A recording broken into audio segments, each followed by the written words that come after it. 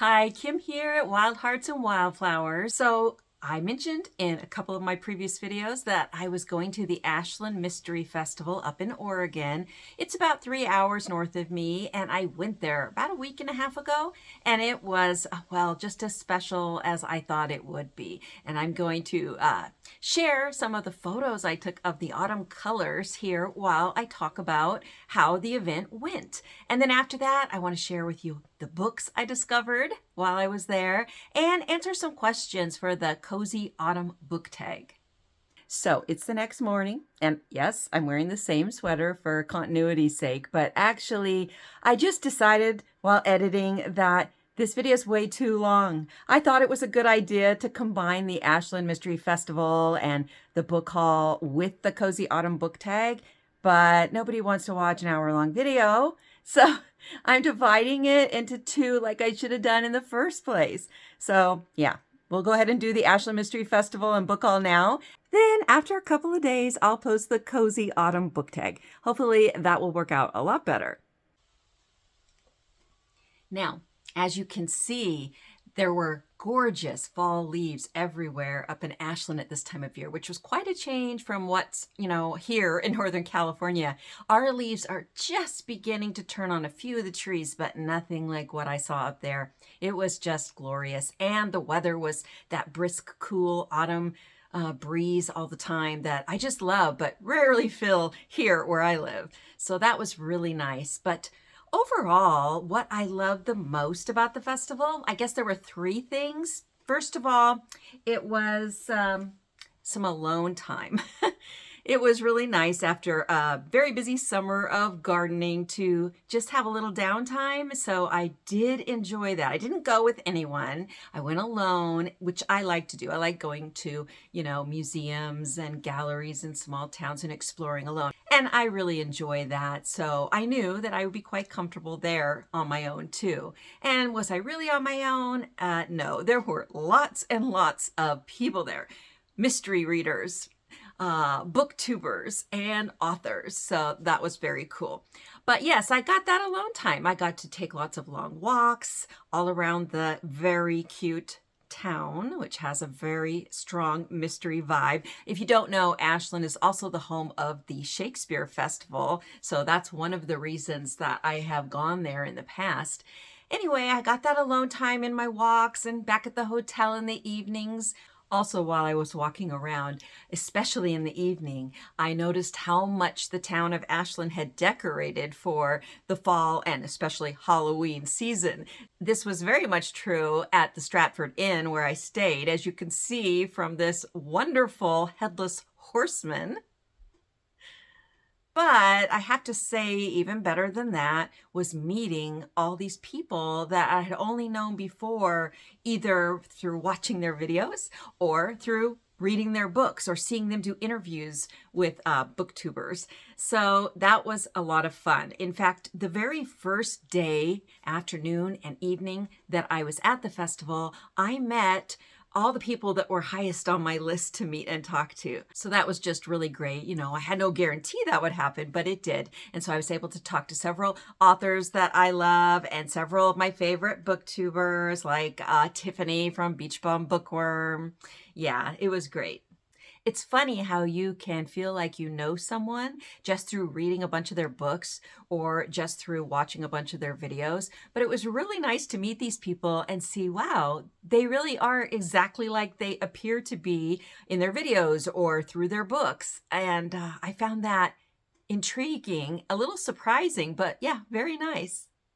Probably, though, the thing I enjoyed most about the Mystery Festival was that Ashland is a book town. There are lots of bookstores there, and that was just fantastic. I love browsing in bookstores, whether they're new books, used books. It doesn't matter to me. In fact, I think I like used bookstores even more because there's that thrill of the hunt.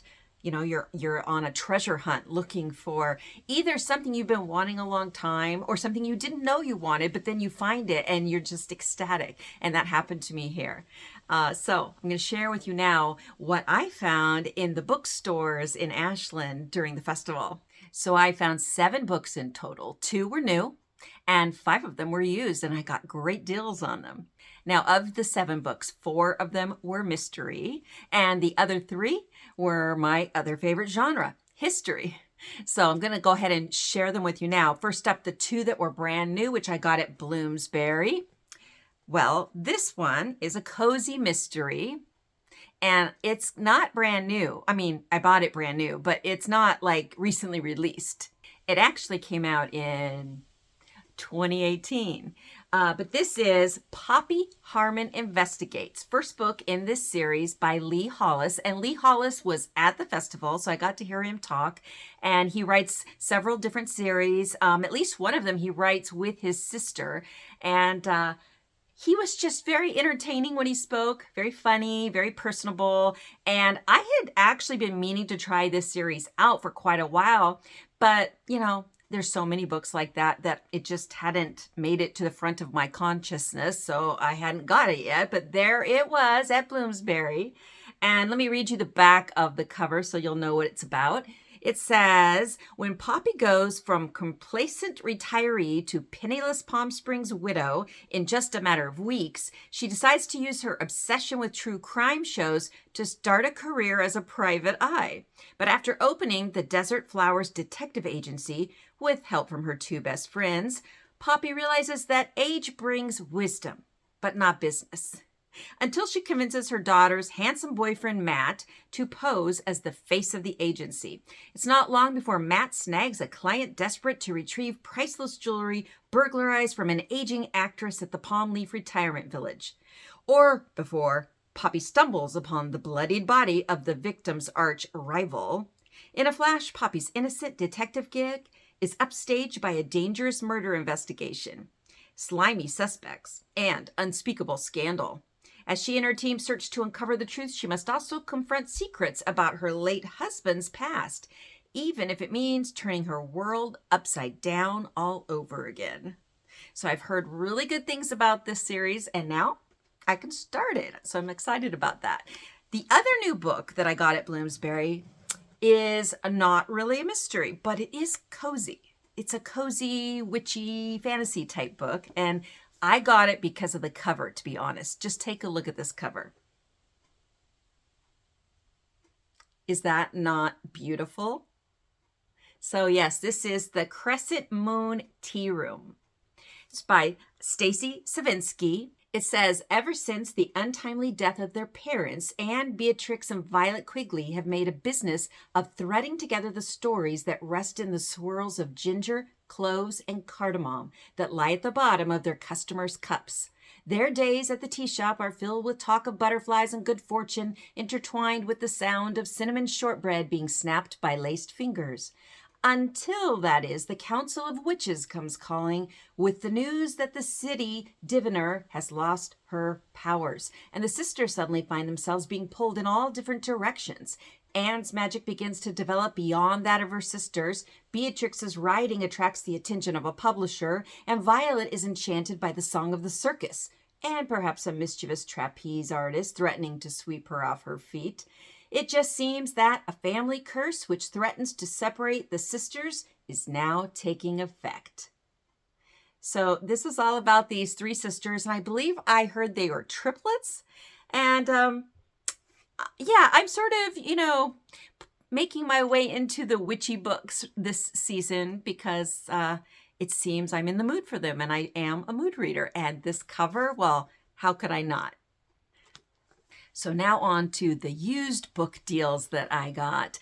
I discovered this hidden away bookshop, on a side street, and it seemed that no one else had discovered it, at least not every time I went in, because I did go in 3 different times, and every time I was the only one in there other than, the people working there. And it was one of those small shops crammed with books from floor to ceiling, with just aisle upon aisle crowded as close together as possible. There were a few comfortable chairs there in the shop, which I really appreciated, because one of the downsides to the festival was that several of the big events didn't have chairs, and For us old folks who've got arthritis, that was not so great. But this bookshop did have some comfy chairs in it, so I could do a bunch of searching, find a few books that look good, and then sit down and look through them a little more. And that's how I found the books that I found. So the first two I'm going to share with you, I found the first day, and they are mysteries. The first one is Looming Murder, and this is kind of recent. Sort of. I mean, it was published in 2013, but I mean, it looks like it's in mint, brand new condition. And it's a series that I've wanted to start. It's a weaving mystery series. And I don't know if there are any other weaving series out there. I haven't come across them if there are. But this is about Della Wright. She's come to peaceful, picturesque Briar Hollow at the foot of the Blue Ridge Mountains to realize her lifelong dream of opening a weaving studio. And she offers weaving workshops for all levels of ability. Wow, I wish she opened her shop around here. I might take her up on that. And in her first class, she meets all sorts of colorful characters from the town. They seem as eager to gossip as they are to work a loom. But when a shady local businessman is found murdered, Briar Hollow suddenly appears a lot less idyllic. And when one of her weaving students is suspected of the crime, Della can't help getting entangled in the investigation, with some help from her criminologist friend Matthew. But can she weave together clues as well as she weaves together yarn and stop a killer from striking again? Another mystery I was surprised to discover there, but really happy about, is the first book in the Lady Sherlock mystery series by Sherry Thomas. And I have a friend who has long recommended this series to me. So I was super happy to find the first book, entitled A Study in Scarlet Women. It says, with her inquisitive mind, Charlotte Holmes has never felt comfortable with the demureness expected of the fairer sex in upper-class society. But she never thought she would become a social pariah, an outcast, fending for herself on the mean streets of London. When the city is struck by a trio of unexpected deaths and suspicion falls on her sister and her father, Charlotte is desperate to find the true culprits and clear the family name. She'll have help from friends new and old, a kind-hearted widow, a police inspector, and a man who's long loved her. But in the end, it will be up to Charlotte, under the assumed name Sherlock Holmes, to challenge society's expectations and match wits against an unseen mastermind. So I have to tell you that though my friend has long recommended the book series, she has not filled me in on any of, the plot. So I was a little surprised also when I read that Charlotte is working under the assumed name of Sherlock Holmes. Now, don't spoil it in the comments for me if you've read this series, but I'm very eager to find out just what that means. Now, I am a total sucker for history. Historical fiction, historical nonfiction, history, anything. All kinds of history, all time periods all over the world. Of course, I have my favorites, but if it sounds interesting, I'm there for it. So I was really happy to find 3 great books. I found these the second day I went into this shop. And I went into the shop 2 times on the second day. First, I'm going to share with you 2 Australian history books. I've never really read much about Australian history, and both of these sounded absolutely amazing. First one is The Tin Ticket: The Heroic Journey of Australia's Convict Women. This is by Deborah J. Swiss, historian who did a lot of research, which she includes in the book. I was very pleased to see there are all sorts of original primary sources here referenced, and some of them included. There are lots of actual photos from the sites that she went to and studied. And then in the back of the book, she has all sorts of bibliographical, of course, resources. But also, she has entire, newspaper articles and excerpts from books from the time period. So, yeah, very well researched. And what is it about? Well, convicted of minor crimes, 4 women. These are real women that are documented in this book. Agnes Macmillan, Janet Houston, Bridget Mulligan, and Ludlow Tedder were exiled to Van Diemen's Land, later known as Tasmania. Tin tickets stamped with numbers were hung around the women's necks as they were loaded aboard the ship set to carry them to their new home. Crossing shark-infested waters, some died in shipwrecks during the 4-month journey. Others were impregnated against their will by their captors. They arrived as nothing more than property. But as the years passed, they managed not only to endure privation and pain, but to thrive on their own terms, breaking the chains of bondage and forging a society that treated women as equals and led the world in fighting for women's rights. The Tin Ticket takes us to the early 19th century, into the lives of these extraordinary women, and chronicles how their destinies were touched by the Quaker reformer Elizabeth Gurney Fry. And it is the story of women who were discarded by their homeland and forgotten by history, but women who, by sheer force of will, became the heart and soul of a new nation. So that just sounds very intriguing. I love this type of history, and I will definitely tell you all about it once I've read it. Then I found The Dig Tree by Sarah Murgatroyd, a true story of bravery, insanity, and the race to discover Australia's wild frontier. Now, I'd never heard anything about what this book covers or about this book, but apparently it was very well received in the historical nonfiction community when it was published in 2002. Sarah Murgatroyd was a journalist, and this was like her life vision to follow in the track of these explorers and document what actually happened. And it says in here, go back in time almost 150 years to the year 1860. Lewis and Clark had already blazed the Oregon Trail. Kit Carson had opened up trade routes through California. John Ross was penetrating deep into the Canadian Arctic. And David Livingstone was busy unlocking tribal secrets of the Zambezi in Africa. Meanwhile, though, the great continent of Australia sat undisturbed, 2/3 of its frontier remaining unexplored. Or so it was believed. The Dig Tree is the story of 18 explorers, not one of them with an ounce of experience, who departed Melbourne's Royal Park on August 20th, 1860 with the send-off of a crowd of 10,000 well-wishers on a mission to chart the wild Australian frontier. Led by a mercurial police officer, and an alcoholic camel handler, an American fortune hunter, and a German naturalist, this chaotic group would encounter hardships of a magnitude unheard of to that point and unmatched to this day. Only one of these would come back alive, bringing with him an unbelievable story of perseverance, idiocy, near misses, courage, heroism, and utter insanity. The Dig Tree itself marks the center point of their fateful journey, a wizened trunk that to this day bears the scars of this doomed voyage. One last desperate message remains carved into its trunk: dig under 3 feet, NW, Northwest. Drawing its title from this rare remaining trace of the expedition, the Dig Tree combines danger and irony as it retraces the steps of these 18 completely uninitiated adventurers. And in this remarkable true story of reckless adventure, Sarah Murgatroyd reveals how unbelievably close the doomed explorers came to success, and how their legacy still rests at the foot of the most famous tree in Australia.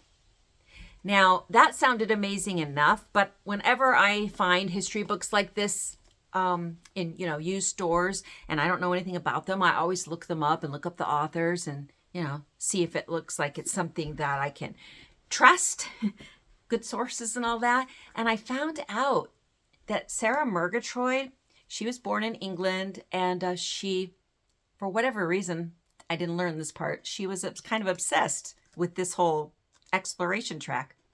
And it was her life goal to explore it and document it and retrace it. And that became very bittersweet, I guess you'd say, because she came down with breast cancer. And then after a few years, the doctors thought that was cured. But then a few years later, it had evolved into bone cancer. And they told her she just had a few months left to live. But she did not give up on her dream, and she went to Australia. And she completed this task. And the book was published just a few weeks before Sarah died. She was 34 years old when she died. And I think it's pretty incredible to hear about her life story, and also how wonderful that she was able to accomplish her dream, and that her family and friends and the world has this legacy from her short life. So I think that's going to be really special and very interesting, and I will tell you all about it after I read it. Now, the last used book I found was the most valuable to me because I am in the process of writing a series that's set in 1850s Northern California during the gold rush. And one of the historical characters I have appearing in my series is Joaquin Murrieta. And he is somewhat of a legend. He was a real person. He did exist, and his head was reportedly displayed after he was beheaded around various cities in California at the time. Whether it was actually his head or not, we cannot prove. However, the myth that surrounds him, the legend that has been built up, is based on some facts. Quite a few, actually. And it's long been thought that we discovered pretty much everything there was to know about him. But this book that I found, The Joaquin Band, The History Behind the Legend by Lori Lee Wilson, well, it goes a little further into Joaquin Murrieta's story. And so she does just a very thorough job in her research.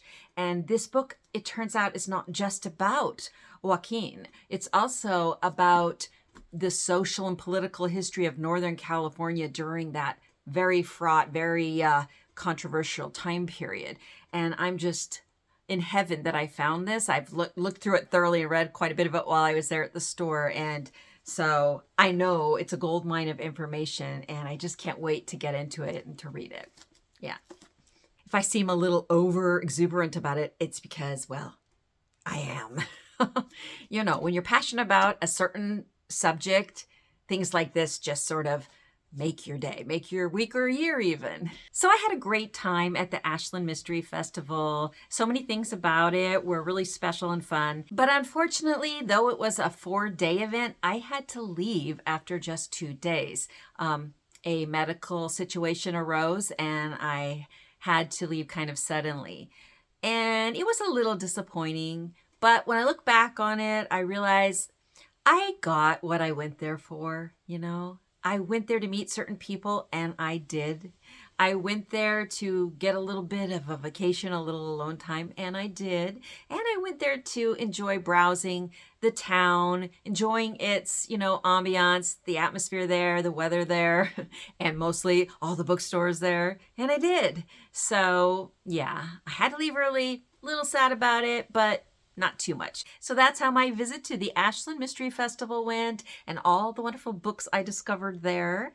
Hopefully you saw a few books that looked interesting to you. And if not, check out my November Pile of Possibilities video, because a book in there might strike your fancy. Until next time, happy reading.